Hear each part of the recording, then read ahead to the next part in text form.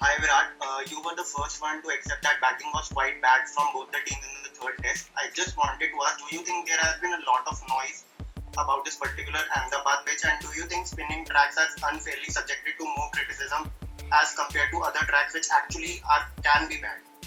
Yeah, I totally believe that. There's always too much noise and too much conversation about spinning tracks.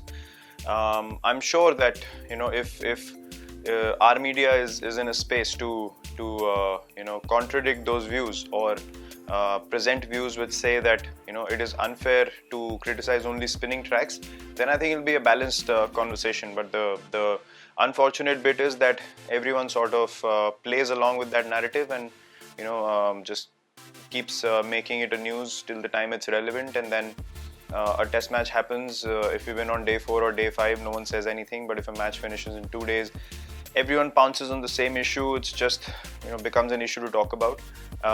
We lost in New Zealand on day 3 in 36 overs.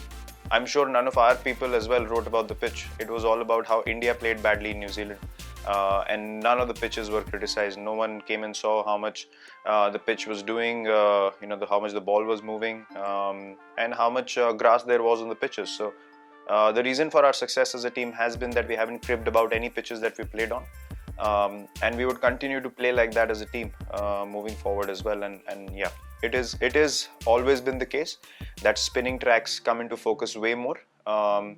And when the ball seams on a particular pitch and teams get bundled out for 40, 50, 60, no one writes about the pitch. It's always about bad batting. So I think we all need to be very honest with ourselves that what space are we talking from, and what's the idea behind continuing this narrative, and what purpose it serves people who keep continuing this conversation, which is quite one-sided.